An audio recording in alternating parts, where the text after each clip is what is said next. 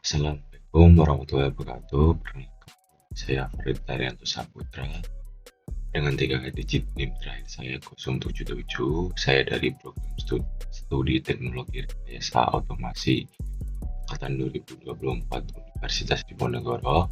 Di sini saya akan mempresentasikan tentang pengenalan MATLAB dan Simulink serta konsep dasar modeling dan simulation, dan yang terakhir yaitu simulasi di softwarenya MATLAB langsung. Nah, apa itu MATLAB? Pengertian MATLAB adalah singkatan dari Matrix Laboratory, yaitu sebuah perangkat lunak yang dikembangkan oleh perusahaan MathWorks. MATLAB digunakan untuk komputasi numerik, analisis data, pemodelan, simulasi, dan visualisasi. Sesuai namanya, MATLAB pada awalnya dibuat untuk memudahkan perhitungan matriks, tetapi kini fungsinya jauh lebih luas. MATLAB memiliki beberapa fungsi utama, yaitu menjadikan sebagai salah satu software paling populer di dunia akademik maupun industri. Fungsi pertama adalah sebagai alat komputasi numerik, yaitu untuk menyelesaikan berbagai persoalan matematika seperti operasi metrik, integral, turunan, persamaan diferensial, dan aljabar linear dengan cepat dan akurat. Selanjutnya yaitu Simulink. Pengertian Simulink yaitu sebuah add-on dari MATLAB yang digunakan untuk melakukan pemodelan, simulasi, dan analisis sistem dinamis. Simulink menyediakan lingkungan berbasis grafis dan blok-blok diagram sehingga pengguna dapat membangun model sistem tanpa harus menuliskan kode secara langsung. Dengan Simulink, pengguna dapat memodelkan sistem yang melibatkan sinyal waktu nyata seperti sistem kontrol, pemrosesan sinyal, komunikasi, hingga sistem mekanik dan elektronik. Singkatnya, jika MATLAB adalah laboratorium matematika, maka Simulink adalah laboratorium virtual untuk merancang dan menguji sistem. Keduanya bekerja sama untuk memberikan solusi lengkap, di mana bisa menggunakan kode MATLAB untuk mengontrol atau menganalisis model Simulink. Selanjutnya yaitu konsep modeling dan simulasi. Modeling yaitu proses membuat representasi matematis atau grafis dari suatu sistem nyata. Tujuannya untuk memahami perilaku sistem tanpa harus langsung menguji pada sistem fisik. Selanjutnya yaitu simulasi, yaitu proses menjalankan model tersebut untuk melihat bagaimana sistem berperilaku dalam berbagai kondisi. Dengan simulasi, kita dapat melakukan eksperimen, analisis, dan prediksi secara lebih efisien, aman, dan hemat biaya. Selanjutnya yaitu jenis-jenis modeling. Agar lebih mudah dalam penerapan, model dapat dikategorikan menjadi berbagai jenis. Mari kita bahas satu persatu jenis-jenis modeling tersebut. Yang pertama yaitu adalah model fisik, yaitu yang dimana representasi nyata dari suatu sistem dalam bentuk prototipe atau miniatur. Contohnya model fisik yaitu miniatur jembatan, model pesawat, atau prototipe mesin. Yang selanjutnya yaitu model matematis, yaitu menggambarkan sistem menggunakan persamaan matematika atau fungsi. Model ini banyak digunakan untuk analisis dan perhitungan. Selanjutnya yaitu model konseptual, bentuk penyederhanaan dari suatu sistem yang ditunjukkan melalui ide, konsep, atau diagram alur untuk memudahkan pemahaman. Model grafik atau visual, representasi sistem menggunakan diagram, blok, atau gambar. Contohnya adalah diagram blok di Simulink, flowchart, dan atau UML. Selanjutnya yaitu jenis-jenis simulasi. Simulasi memiliki beberapa jenis yang masing-masing disesuaikan dengan karakteristik sistem yang dianalisis. Mari kita lihat jenis-jenis simulasi yang umum digunakan. Yang pertama yaitu simulasi diskrit. Sistem berubah hanya pada waktu tertentu akibat kejadian listrik. Contohnya yaitu antrian di bank, proses produksi. Selanjutnya itu simulasi kontinu.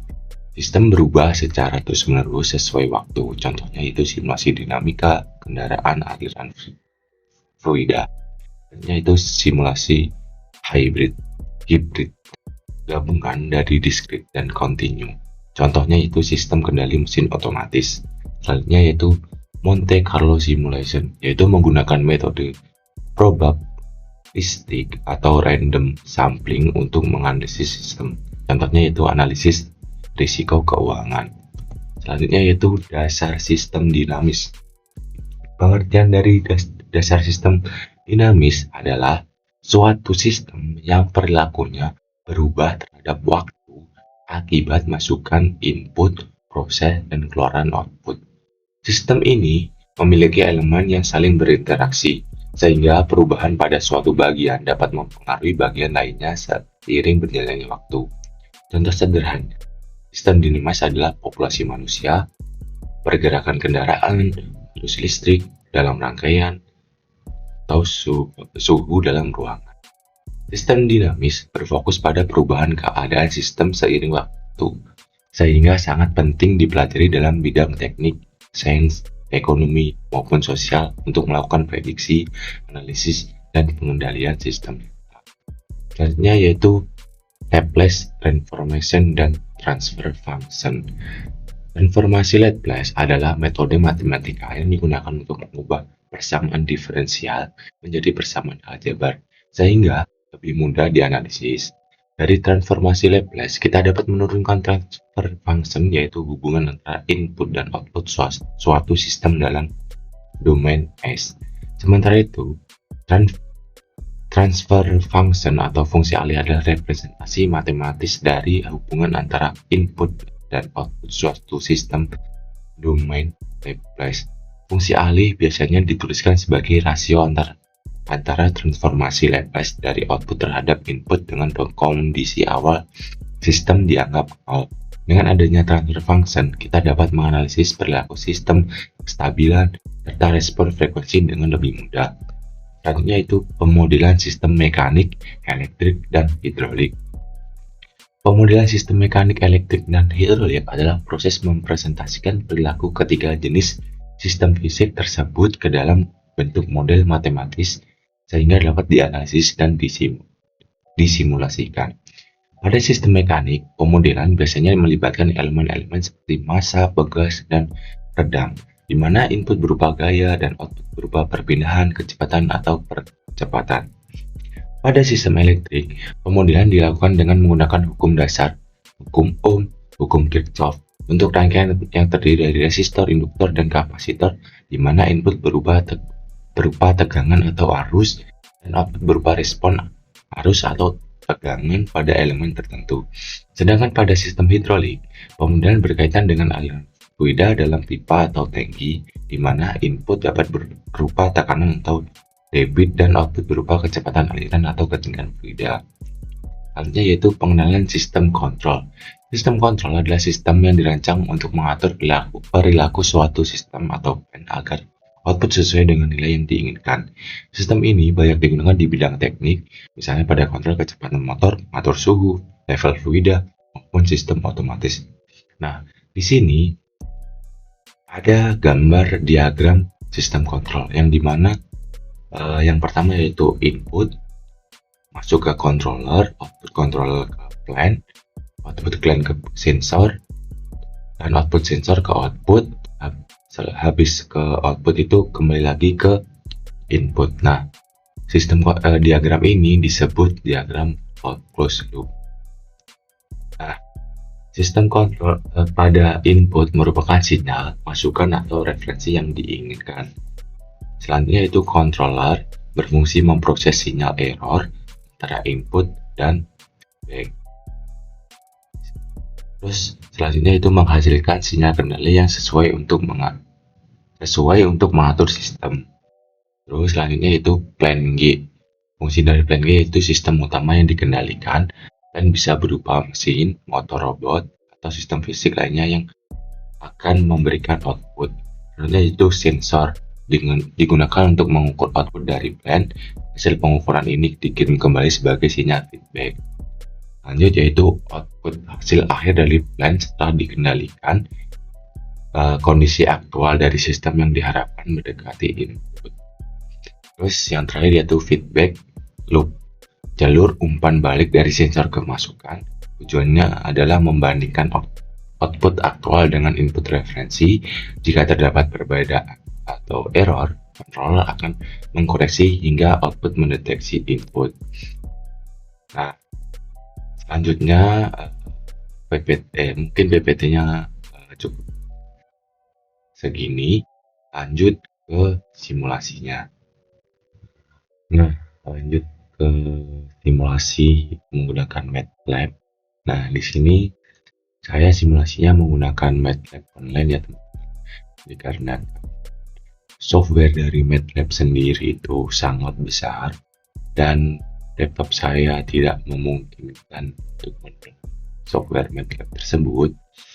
Hasil, saya menggunakan MATLAB online yang ada di Google Chrome. Nah, untuk tampilan MATLAB dari MATLAB online sendiri sama software yang udah terinstall itu kurang lebih sama, nggak ada bedanya. Mungkin bedanya cuma sedikit doang. Nah, langsung saja kita masuk di sini. Langsung saja kita simulasikan dengan cara masuk ke Simulink. Lalu kita perbesar, lalu kita pilih blank model. Setelah masuk ke Simulink, masuk ke library browser, lalu pilih Simulink, lalu kita pilih source. Nah, di sini saya disclaimer dulu ya. Di sini saya menjelaskannya hanya dasar-dasarnya saja. Yang dasar-dasarnya yang saya ketahui saja. Nah, di sini saya mau mencoba menggunakan komponen RAM. Pertama ada RAM yang berfungsi sebagai blok generator yang menghasilkan output sinyal yang linear dengan kemiringan tertentu. Fungsi dari RAM sendiri itu teman-teman. Nah, selanjutnya saya mau menggunakan sine wave. Lurusin. Nah, sine wave sendiri itu fungsinya yaitu menampilkan sinyal sinyal sinusoida, teman-teman.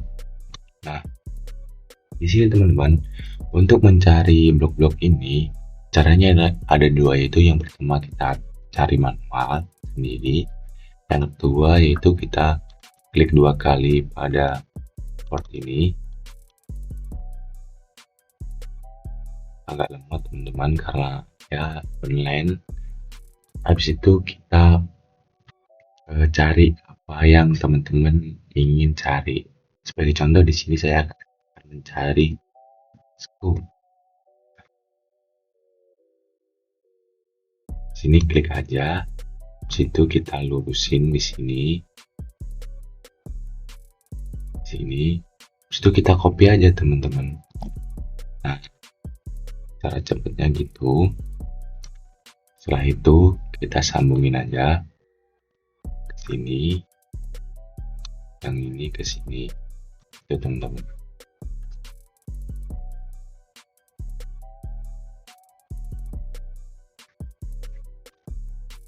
Setelah seperti ini, kita langsung saja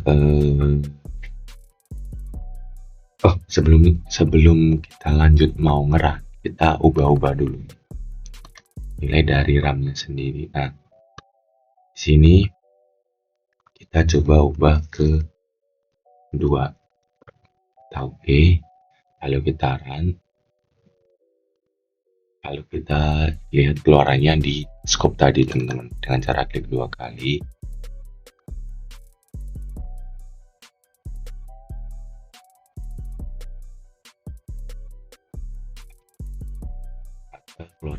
tadi seperti ini teman-teman. Tadi kan fungsinya yaitu kan menghasilkan output sinyal yang linear dengan kemiringan tertentu. Nah, di sini kan sudah sesuai dengan pengertian dari blok tadi ya teman-teman.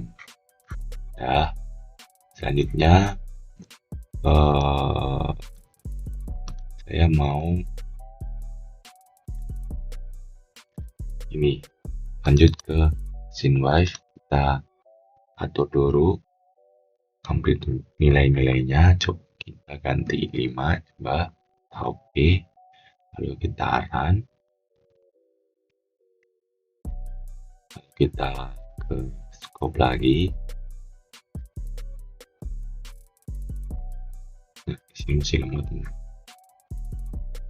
Nah, keluaran dari sinyal sinusoidanya seperti ini teman-teman. Mungkin untuk blok ini cukup, lanjut ke blok selanjutnya. Oke teman-teman, lanjutnya kita lagi saya akan menjelaskan tentang blok sinks yang ada di sini. Kita klik sinks, lalu kita klik 2 kali, lalu kita yang pertama saya mau mencari step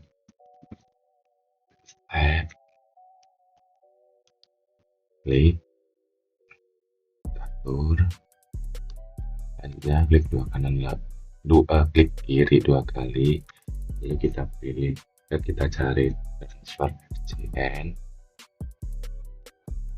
kita atur posisinya biar lurus, lalu kita pilih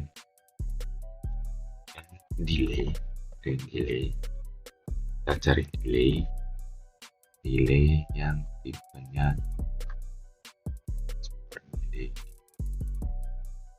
Lalu kita cari scope,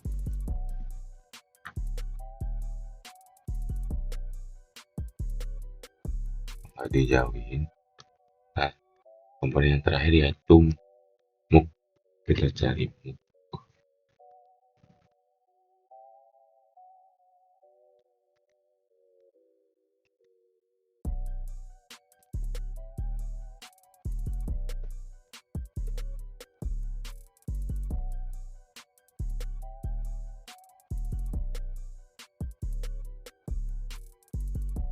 Baik teman-teman, ini kita berusaha mindahin sangat lemot gara-gara ya di online.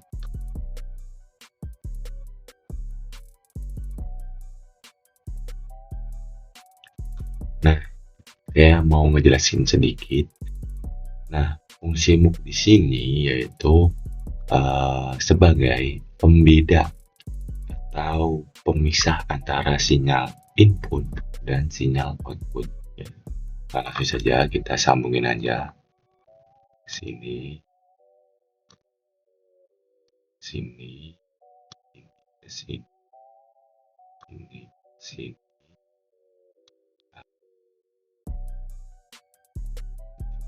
Sini, sini. Nah, sudah, kita jangan lupa ubah nilai-nilainya. Sini, coba kita kasih 5. 5. Oke. Di sini juga kita perlu kita ubah. Kita ganti. Kita ganti 5. Kita ganti 5. Kita oke. Nah, ini nggak perlu diubah ya teman. Saja kita run. Kita lihat tampilannya seperti apa.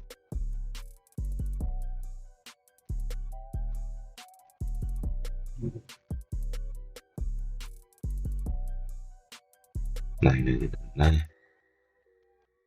tampilannya seperti ini. Ada pembedanya antara mana input, mana output.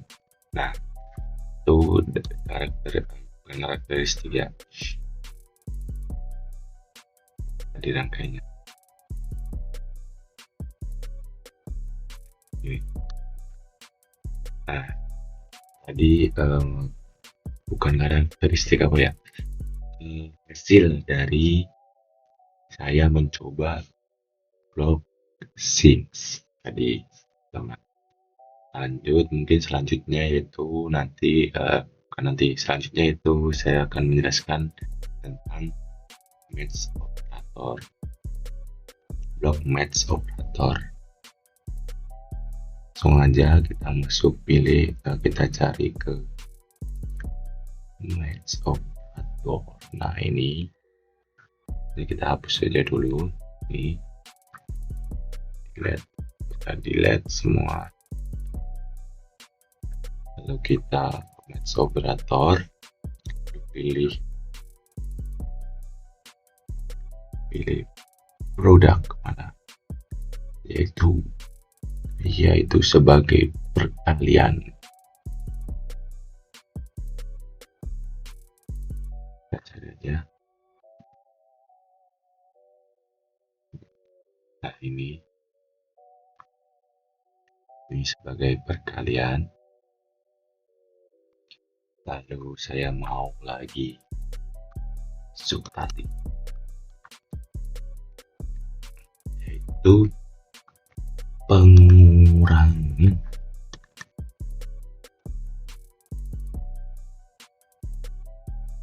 Terus satu lagi ya, kita DVD ya.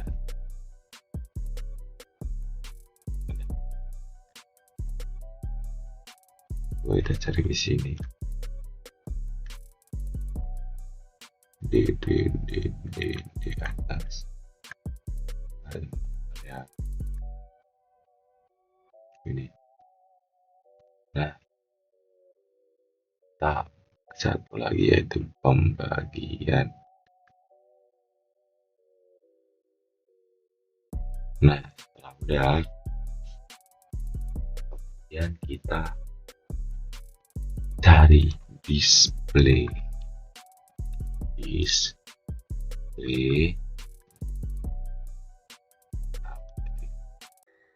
Kita taruh sini, terusin. Kalau kita copy, kita paste, kita copy lagi, kita paste.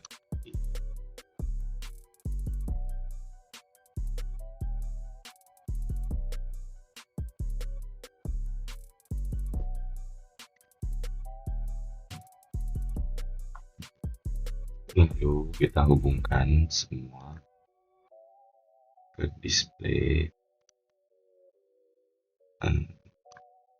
Ini.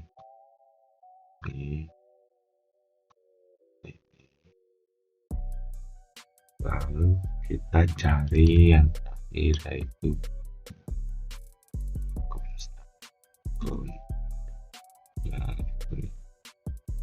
cari ini.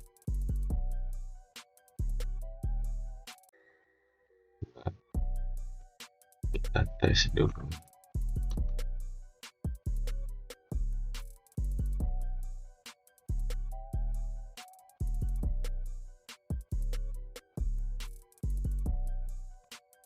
Coba kita sleep.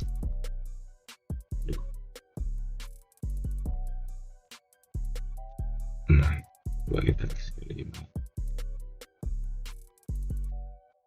Coba kita run, bisa nggak?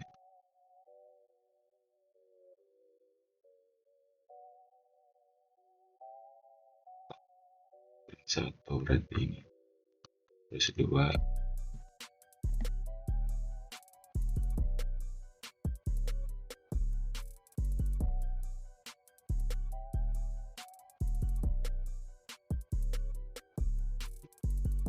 run lagi. Nah, di sini kan yang ini kan fungsinya di perkalian kan. Di sini udah udah terlihat, udah sama dengan fungsinya, yaitu sebagai pengali. Dan di sini 5 kali 5 25, berarti udah benar. Nah, di sini dia ada subtrak atau pengulang. Sini coba kita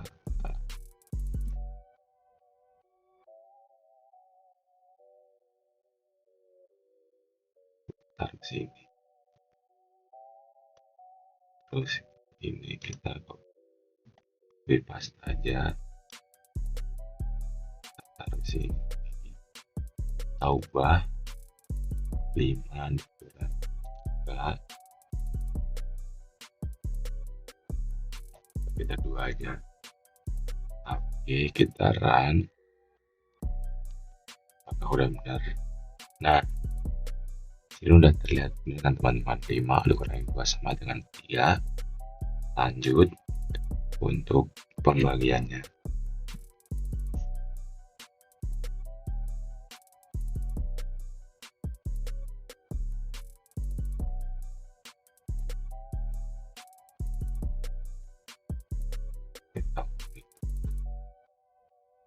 Kita run langsung, berapa enggak hasilnya.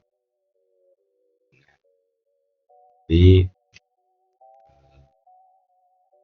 fungsi dari semua blok ini sudah sesuai dengan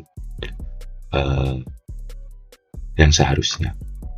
Mungkin segitu dulu penjelasan dari saya tentang dasar-dasar MATLAB.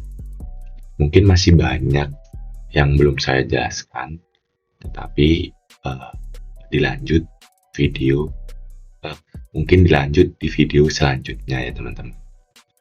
Sekian video dari saya. Mohon maaf bila ada salah maupun ucapan. Wassalamualaikum warahmatullahi wabarakatuh.